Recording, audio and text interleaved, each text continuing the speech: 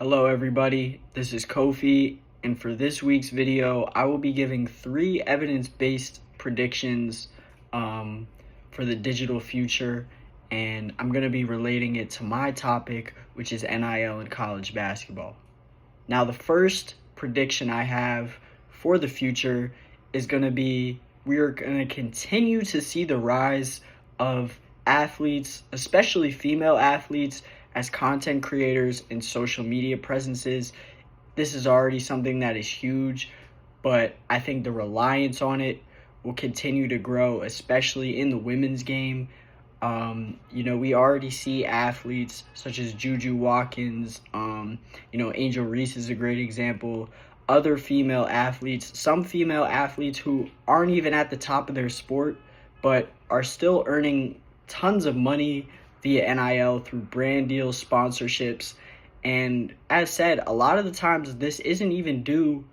Obviously them being an athlete and playing for a high-level university plays a huge role in it, but many times these brands seek out players who they feel have a presence on social media. They value that over whether you're performing on the court or not. How many followers you have to a lot of brands, and most brands in fact, is going to matter more than how many points per game you average, what your production is like on the court. Obviously, the combination of both is ideal, but many brands, they emphasize followers over on-court production.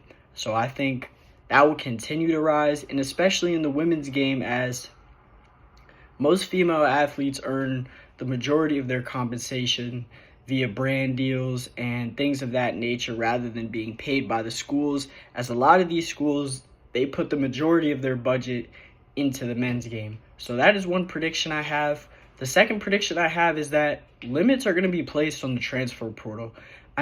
This past year in the men's game, we see it in the women's game as well, but we are seeing players who have played professionally be able to play in college. There was a man by the name of James Nagy. He was drafted by the Charlotte Hornets. He even played in the NBA Summer League, and he was allowed to come to college as he had never played in college. This man is 22 years old. He's played professional basketball, but he was allowed to come to college, and we're seeing more and more of that. And I think, eventually the NCAA is going to have to limit not only that, but we see, just student athletes abusing the transfer portal.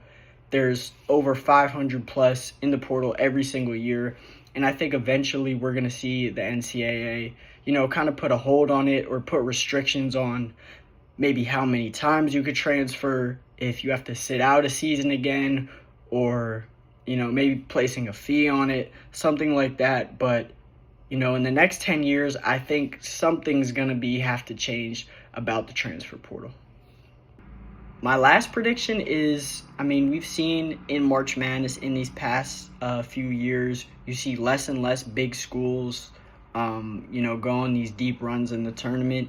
And unfortunately, a prediction I have is that trend is going to continue.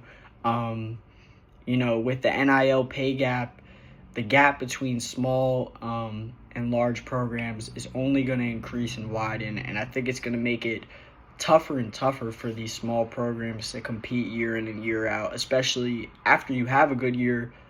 Likely, your team is going to lose a lot of their players and potentially their coach. So it's only going to get harder for these smaller programs, and I truly believe that's just the reality of the situation.